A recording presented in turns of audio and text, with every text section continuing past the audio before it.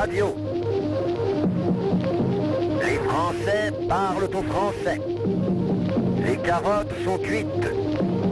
Les carottes sont cuites. Sud Radio Bercoff dans tous ses états. Tout va bien, mais oui, tout va bien. Bruno Le Maire nous le dit, notre ministre de l'économie et des finances. Eh bien, on a redressé, la croissance a repris, le chômage baisse. Oui, tout va bien, les chiffres vont bien. Ah bon, mais patatras, le rapport de la Cour des comptes sort avec une dette abyssale qui aurait augmenté notre dette de 625 milliards d'euros sous ce quinquennat, 200 milliards de plus que sous François Hollande. Et ne parlons pas les dettes supplémentaires et la dette publique et le déficit commercial et la balance commerciale, etc., etc., etc. Mais que se passe-t-il? Qui raconte quoi et qui ment pourquoi? Sud Radio Bercoff dans tous ses états. Le fait du jour. Ça n'ira pas, oui, ça n'ira pas, mais qu'est-ce qu'on fait? Alors, on voudrait savoir qu'est-ce qui se passe en ce moment.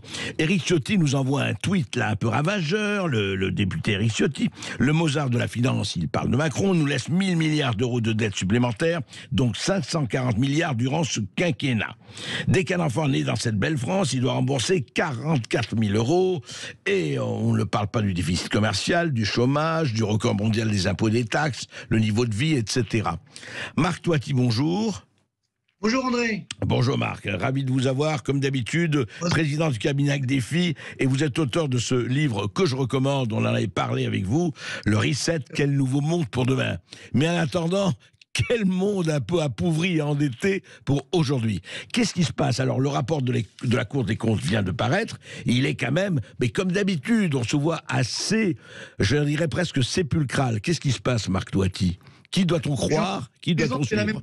Le rapport de la Cour des comptes, il nous montre effectivement que la situation française est catastrophique d'un point de vue de la dette, mais c'est le problème de la pandémie. C'est-à-dire on était dans le quoi qu'il en coûte. Donc on était sous perfusion, on n'a pas voulu voir la réalité. Donc vous l'avez dit, on a une explosion de la dette publique. Alors souvent on me dit oui mais bon, tout le monde l'a fait. Ben non, ce n'est pas vrai. C'est-à-dire qu'aujourd'hui, il y a des pays effectivement qui se sont surendettés, type la France. Aujourd'hui, la dette publique française va atteindre bientôt 3 000 milliards d'euros, 120% de notre PIB. Si on se compare à l'Allemagne, c'est seulement 70% de son PIB. Donc, effectivement, il y a des pays qui n'ont pas fait comme nous. Aujourd'hui, la France est dans le top 5, ça veut dire on est numéro 5 de la dette publique par rapport au PIB. Il n'y a que la Grèce, l'Italie, l'Espagne, le Portugal qui font mieux que nous. Nous, on est 5e. Et le vrai problème, c'est que malheureusement, la croissance qu'on voit aujourd'hui, elle est un petit peu artificielle. Maintenant, il va falloir enlever effectivement la perfusion. Alors, le problème, c'est que pourquoi ça ne s'est pas vu? Parce que c'est vrai que habituellement, quand la dette publique augmente, on en a les conséquences, notamment sur les taux d'intérêt. Et là, c'est un petit peu le miracle de ce coronavirus, c'est que finalement, pendant cette pandémie, jusqu'à encore aujourd'hui d'ailleurs, et ça continue, c'est la Banque Centrale Européenne qui a acheté cette dette publique, ce qu'on appelle la plan. Et donc, c'est ce qui fait que malgré l'explosion de la dette, les taux d'intérêt de notre dette sont restés extrêmement bas. Mais ça y est, la fête est finie. Depuis quelques semaines, eh bien, les taux d'intérêt de la dette publique française commencent à augmenter. On était en négatif encore quelques semaines. Maintenant, on est à 0,8% sur le taux d'intérêt à 10 ans. Donc, c'est un plus haut depuis 2018. Et ça va encore monter, Marc Toiti? Ça va encore monter? Bien sûr, parce que pour l'instant, il faut savoir que la Banque Centrale Européenne achète toujours cette dette publique. Elle va arrêter au mois de mars, elle va limiter ses achats de dette publique à partir du mois de mars, elle va continuer, mais il y en aura de moins en moins. Et donc, évidemment, c'est là où tous ces chiffres vont sortir. Il y a un pays qui est un petit peu en avance sur nous, c'est la Grèce, par exemple. Alors là, on a 210% de dette publique par rapport au PIB, donc c'est beaucoup plus que chez nous, mais...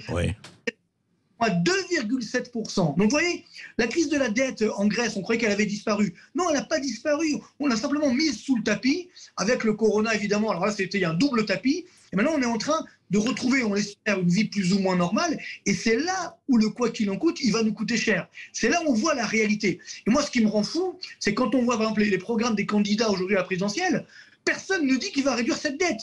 Cette dette, j'ai envie de dire, s'en fiche complètement. On est même sur une augmentation des dépenses assez incroyable. Ah ben oui, les promesses, oui. Sont assez incroyables. Tout ça parce que justement, pendant ce coronavirus, on a perdu l'échelle des valeurs. On a perdu, voilà, vous l'avez dit tout à l'heure, la dette publique a augmenté de presque 500 milliards d'euros en 2 ans. C'est une somme énorme. mais on se dit, bon, finalement, pourquoi pas, on continue comme ça. Et donc, les programmes, on dit, voilà, là, on va mettre 10 milliards, on va mettre 15 milliards. Oui, ça n'a plus de sens. Et donc, c'est pourquoi on va retrouver aujourd'hui une normalité. Ça veut dire justement, oui, il va falloir financer ces dettes. Ceux qui disaient, on y a encore beaucoup aujourd'hui qui disent non, cette dette, on n'aura jamais à la rembourser, on verra ça dans 20 ans, dans 30 ans. Ben non, les conséquences sont dès maintenant, parce que je vous l'ai dit tout à l'heure, les taux d'intérêt commencent à augmenter, et donc évidemment, ça c'est des conséquences pour les entreprises, mais également pour les ménages. D'ailleurs, c'est un conseil que je donne à nos auditeurs aujourd'hui, s'ils ont des crédits à faire, il faut le faire maintenant, parce que demain, les taux d'intérêt seront plus élevés, donc ça nous coûtera beaucoup plus cher. Ouais. Donc c'est ça qui est dangereux. On a vécu à crédit, dans une sorte de fuite en avant, et ça, comme toutes les bonnes choses ont une fin, j'ai envie de dire, il faut bien que ça s'arrête, et c'est là où ça va être complètement... Oui, mais alors justement, Marc Toiti, justement, c'est la question qu'on se pose depuis longtemps, et vous-même, vous l'avez dénoncé, et puis d'autres, on se dit, oui, d'accord, c'est vrai, la dette augmente, le quoi qu'il en coûte, etc., mais depuis même avant Macron, etc., et vous savez, la doxa, en tout cas, ce qui règne quelque part, oui, mais la dette, vous l'avez, oh, ça compte pas, on verra bien, mais vous, quand vous dites, on verra pas dans 20 ans, dans 30 ans, on verra maintenant avec la hausse des taux d'intérêt. Qu'est-ce que ça veut dire pour chacun d'entre nous, pour les entreprises, concrètement, c'est-à-dire dans 1 an, dans 2 ans, si vous dites que la fête est finie, on le pense aussi, qu'est-ce que ça veut dire concrètement? Ça va entraîner quelles conséquences précises, concrètes? Très concrètement, ça va générer une augmentation des taux d'intérêt qu'on paye sur nos crédits. Hein, une entreprise aujourd'hui, elle se finance. Vous savez que pour financer de l'investissement, pour financer également l'immobilier pour un ménage, il doit s'endetter. Donc, même le crédit à la consommation, par exemple. Donc, on s'endette pour maintenir un certain niveau de vie. A fortiori, aujourd'hui, où on a des problèmes de pouvoir d'achat, il y a beaucoup de ménages, effectivement, certains ont pu augmenter leur épargne, d'autres qui n'avaient pas d'épargne se sont endettés pour maintenir leur niveau de vie. Maintenant, c'est encore plus grave, puisque l'inflation est en train d'augmenter, donc ça veut dire qu'il faut encore plus de revenus. Donc, si on n'a pas ce revenu à l'aune de l'augmentation des prix, on s'endette davantage. Donc, jusqu'à présent, ce taux d'intérêt était très bas. Maintenant, ça y est, c'est maintenant, ça commence. Le taux d'intérêt commence à augmenter. Ça va se répercuter, bien sûr, sur l'ensemble, je dirais, des ménages, des entreprises et également sur l'État. Donc, c'est-à-dire qu'il ne pourra plus continuer de s'endetter comme ça n'importe comment. Et donc, si, effectivement, il y a moins d'endettement, s'il y a moins d'investissement, il y a moins de croissance. Donc, il y a moins d'emplois. Donc, il y a également un risque sur le chômage. Donc, c'est ça tout le problème aujourd'hui. Le problème de la dette, c'est ce qu'on appelle la soutenabilité de la dette. Ça veut dire, je m'endette à la rigueur, c'est pas grave, mais à une condition. Il faut que cette dette génère suffisamment de croissance au moins pour rembourser les intérêts de la dette. Si je prends le cas de la France, arrivé ça depuis 2007. Ça veut dire que depuis 2007, même avec des taux d'intérêt extrêmement bas, juste pour rembourser mes intérêts de la dette, je dois encore m'endetter. C'est ce qu'on appelle la bulle de... Ça, c'est extrêmement dangereux. Et cette bulle peut exploser, elle est en train aujourd'hui d'exploser. Parce que c'est ça un peu le drame du coronavirus, c'est qu'il a alimenté cette bulle. C'est-à-dire que... énorme, effectivement, en 2018-2019, elle commençait à se dégonfler un petit peu, mais là, avec le corona, évidemment, alors là, on a dit, on s'en fiche complètement. J'ai envie de dire, c'est vrai qu'en 2020, au début de la pandémie, on ne savait pas trop, donc je peux comprendre. L'erreur qui a été faite par la France, mais pas seulement d'ailleurs, ou par la Banque centrale européenne, c'est qu'on a continué cette fuite en avant en 2021, malgré la reprise. Parce que, encore une fois, en 2020, il y avait une récession, c'était dramatique. Là, on peut comprendre qu'on augmente la dette. Là, on ne comprend pas, c'est qu'en 2021, on a vu les chiffres, il y a une croissance, 7% de croissance, etc. Mais j'ai continué d'augmenter ma dette, mes déficits publics sont à 220 milliards d'euros, des sommes colossales. Et il ne faut pas oublier, Marc Toiti, que le 7% de croissance ne doit pas cacher les 8% de baisse de la croissance au début 2020 à cause de... André, j'en profite d'ailleurs pour faire une petite mise au point, parce qu'on a entendu tellement de choses sur ces chiffres. C'est clair, vous l'avez bien dit, on a fait moins 8% donc, en 2020, là on a fait plus 7% en 2021, mais si je calcule la moyenne de 2021 par rapport à la moyenne de 2019, eh bien, le PIB français, hors inflation, est encore en retrait de 1,6%. Ce sont les chiffres de... Donc, quand on dit que le PIB français a dépassé son niveau d'avant-crise, c'est en données trimestrielles, c'est-à-dire le 4e trimestre 2021 au trimestre 2019. Mais en données annuelles, parce qu'on mesure le PIB, la richesse... En données annuelles, bien sûr. On est 1,6% en deçà de 2019. C'est ça la réalité, et ceci malgré l'explosion de la dette publique. Donc, encore une fois, si on regarde maintenant avec l'inflation, la dette publique a augmenté de 485 milliards jusqu'au troisième trimestre 2021, parce qu'on n'a pas encore les chiffres, alors que le PIB français, avec l'inflation, n'a augmenté que de 4 milliards. Vous vous rendez compte? Ouais, c'est dingue. Milliards pour récupérer 4 milliards. C'est ça qui ne marche pas. C'est que la soutenabilité n'est plus là. On dépense sans compter, mais derrière, on n'a pas le retour sur investissement. Mais alors, comment vous expliquez, franchement, est-ce que c'est comment vous expliquez que les politiques, et même les financiers, parce que vous parlez de la Banque Centrale Européenne qui rachète tout va, et très bien, mais comment vous expliquez que politiques, droite, gauche, tout candidat confondu, considèrent que ceci n'existe pas? C'est pas la peine. La Cour des comptes a beau, effectivement, se plaindre et faire les lamentations chaque année. Presque on s'en fout, quoi. Comment vous expliquez? On est à 1 mois et demi des présidentielles. Bon, alors, oui, c'est aux citoyens, je demande. Oui. D'abord, c'est que fondamentalement, vous avez raison, c'est qu'on a, je dirais, donc encore une fois, cette Banque centrale européenne qui achète. Et c'est là où la BCE a fait une énorme erreur l'année dernière. Ouais. Elle n'aurait pas dû continuer cette planche à billets, qui a d'ailleurs alimenté l'inflation. Parce que l'inflation, elle vient de là. Elle vient bien sûr des matières.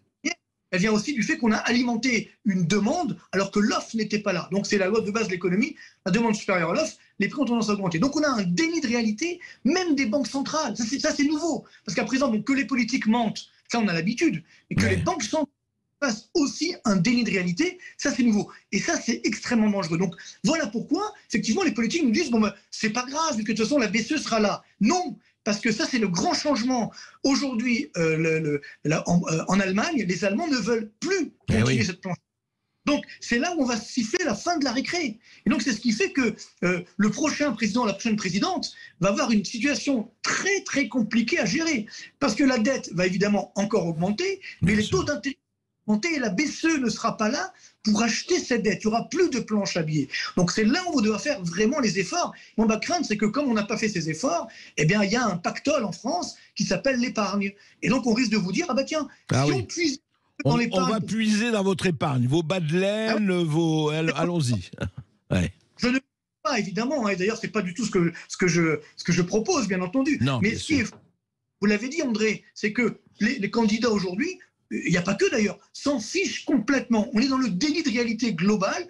Même je faisais dernièrement un débat sur, on peut dire, sur BFM TV, il y avait l'économiste maison, entre guillemets, le journaliste économique, qui dit la dette, on s'en fiche complètement. C'est pas responsable de faire ça. Vous comprenez? On doit dire la vérité. C'est notre métier. À vous, à moi. On doit responsabiliser les Français pour leur dire la vérité. On va s'en sortir. Mais il y aura effectivement des efforts à faire. En tout cas, c'est clair qu'on ne peut pas continuer comme ça, n'importe comment à augmenter. Mais Marc Toiti, pardon, vous dites on va s'en sortir à condition qu'on prenne les mesures. Si on continue dans ce déni de réalité et en dire la dette, on s'en fiche, on s'en sortira pas.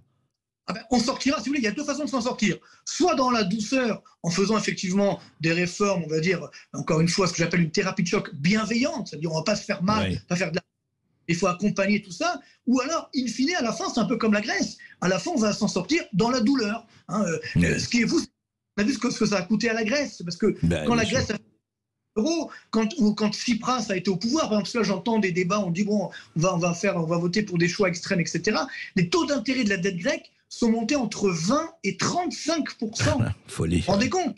Donc là, évidemment, on ne s'en sort pas du tout, ça c'est sûr. Donc il faut aujourd'hui reprendre encore une fois, je dirais, le taureau par les cornes et arrêter de dire qu'on peut continuer d'augmenter cette dette parce que déjà, elle est dangereuse pour nos enfants, pour les générations à venir, pour nous-mêmes. Mais là, elle sera dangereuse pour nous. C'est pas dans 30 ans, c'est dans 2 ans, c'est dans 6 mois, c'est dans 1 an. Oui. C'est ça. C'est 2022. 2022, si vous voulez, c'est le retour, entre guillemets, je l'espère, à la normale au niveau de cette pandémie, etc. On va enfin retrouver normal.